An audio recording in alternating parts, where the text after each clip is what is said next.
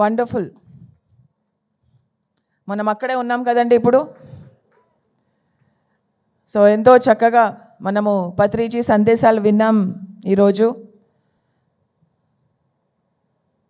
అద్భుతమైన సందేశాలు ఇచ్చారు ఇవాళ. ఏం నేర్చుకున్నామండి ఇవాళ మనము? ఫ్రెండ్షిప్. ఏమన్నారు? మైత్రి, ఫ్రెండ్షిప్, స్నేహం అనేది మనకు నేర్పించారు. మనం యాక్చువల్గా అందరము ఫ్రెండ్సే, కానీ అభిప్రాయ భేదాలు ఉన్నా కానీ మనము ఫ్రెండ్స్ కాకుండా పోము అని అంటున్నారు ఆయన. అభిప్రాయ భేదాల వల్ల మనము ఫ్రెండ్షిప్ని విరగొట్టకూడదు. మనం ఎప్పటికీ ఫ్రెండ్సే. ప్రతి కుటుంబంలో ఆయన అనేవారు, ఒక అమ్మ నాన్న కొడుకు కూతురు అంటారు, అవేం లేవు, ఓన్లీ ఫ్రెండ్షిపే అన్నారు ఆయన. మనం అంటాం కదా పత్రిజీ నాకు బెస్ట్ ఫ్రెండ్ అని. ఆయన అన్నీ గురువు, తండ్రి, బెస్ట్ ఫ్రెండ్, గైడ్, మెంటరు అన్నీ ఆయనే, టీచరు, గురువు. సో మన కుటుంబంలో ఎప్పుడైతే మనం అందరినీ ఒక ఫ్రెండ్ లాగా చూస్తామో అప్పుడు ఏ ప్రాబ్లమ్స్ రావు మనకి. ఏ ఎక్స్పెక్టేషన్స్ లేకుండా మనం ఆ రిలేషన్షిప్లో ఉంటాము. ప్రతి ఒక్క కూతురు కొడుకు మనం ఏం చేస్తామంటే తల్లిదండ్రులని అలా చూస్తాము, పైకి ఒక హై పెడెస్టల్లో పెట్టి చూస్తాము, ఆ దైవంలాగా చూస్తాము. కానీ ఒక్కటి మనం మర్చిపోతున్నాం ఏంటంటే వాళ్ళు కూడా మనలాంటి మనుషులే, మనకు ఫ్రెండ్సే అని చెప్పి చూస్తూ ఉంటాం. అందరూ మనకి ఫ్రెండ్సే. ఎక్కడ ఏ బంధము, అన్ని బంధాల కంటే ఫ్రెండ్షిప్ అనే బంధం అనేది చాలా చాలా గొప్పది, అన్ని బంధాల కంటే. సో మనందరం ఫ్రెండ్సా కాదా? Yes, we are all friends.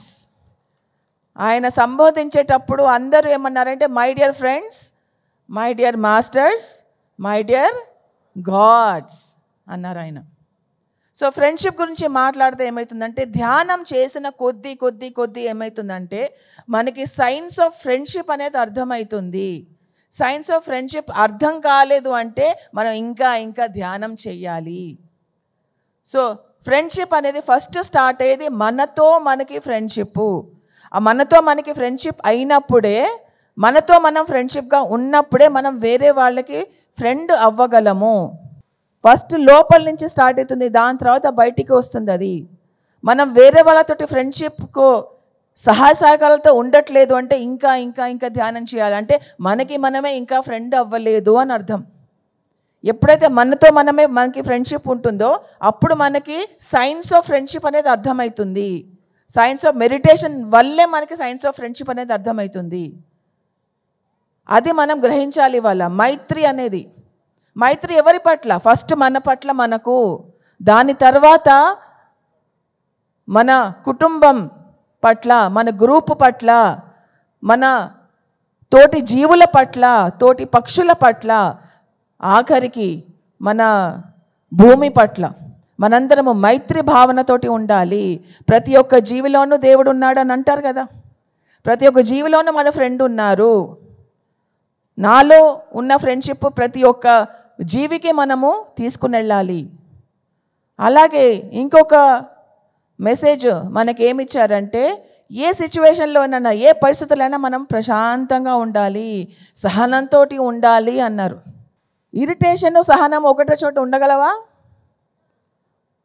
Irritation ఉంటే సహనం లేనట్టు, సహనం ఉంటే ఇరిటేషన్.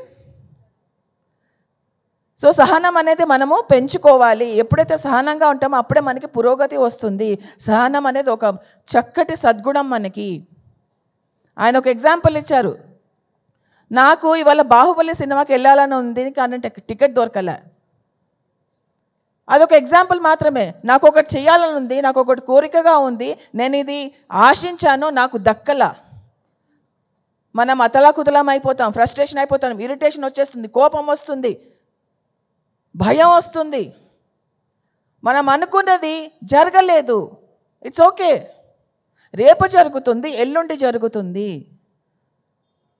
రేపు అనేది ఎప్పుడు ఉంది అని అన్నారు. ఎప్పుడు ఉంది రేపు అనేది? ఆ రేపు అనేది మనకి ఆ హోప్, ఆ ఆశ ఉంది కాబట్టి మనం ఇవాళ చేయాల్సింది చేస్తే ఆ రేపు అనేది వస్తుంది. దేనికి కూడా తొందరపడక్కర్లా, ఏది తొందర అక్కర్లే, కానీ పోస్ట్పోన్ చేయొద్దు, వాయిదా వేయొద్దు. పిఎస్ఎస్ఎం అంటేనే ఎంజాయ్మెంట్ ప్లస్ ఎన్లైటన్మెంటు. ఎంజాయ్ చేస్తూ, సంసార జీవితాన్ని ఎంజాయ్ చేస్తూ, ప్రాపంచిక జీవితాన్ని ఎంజాయ్ చేస్తూ మనము ఆధ్యాత్మికలో మనం జీవిస్తూ ఉండాలి. రెండు బ్యాలెన్స్ చేయగలిగితేనే అది ఆధ్యాత్మికత. అదే పిఎస్ఎస్ఎం అంటే.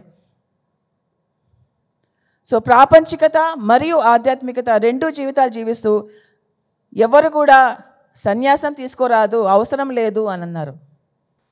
సో ప్రాపంచిక జీవితము మరియు ఆధ్యాత్మిక జీవితం రెండు ఎంజాయ్ చేయాలి. Enlightenment plus enjoyment is PSSM. So మనందరము ఫ్రెండ్షిప్ తోటి యునైటెడ్గా, యూనిటీగా ఉండాలి. నిన్న పిడికిలి గురించి మాట్లాడాను కదా. ఈ పిడికిలి మన చెయ్యి ఎప్పుడైతే ఓపెన్ అవుతుందో అప్పుడు వేరువేరుగా మనకి వేళ్ళు కనిపిస్తాయి. ఎప్పుడైతే పిడికిలి మనము బిగిస్తామో ఈ వేళ్ళు కనపడవు, పిడికిలి ఒక్కటే కనిపిస్తుంది. అలా ఫ్రెండ్షిప్ ఉండాలి మనకి. అలా ఒక గ్రూప్ కాన్షియస్నెస్ ఉండాలి.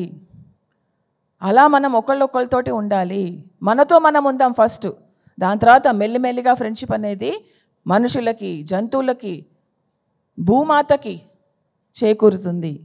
ఆ ఫ్రెండ్షిప్ అనేది చాలా చాలా ఒక రెస్పాన్సిబుల్ ఒక గుణం. అది బాధ్యత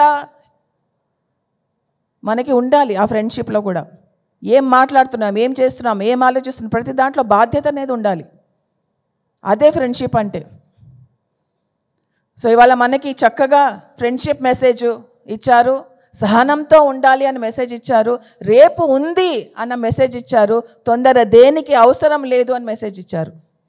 ప్రశాంతంగా ఉండండి, రేపటి కోసం హాయిగా, రేపటి ఉంది అని ఇవాళ ప్రశాంతంగా ఉండండి అని చెప్పేసి ఆయన మనకి సందేశాలు ఇచ్చారు.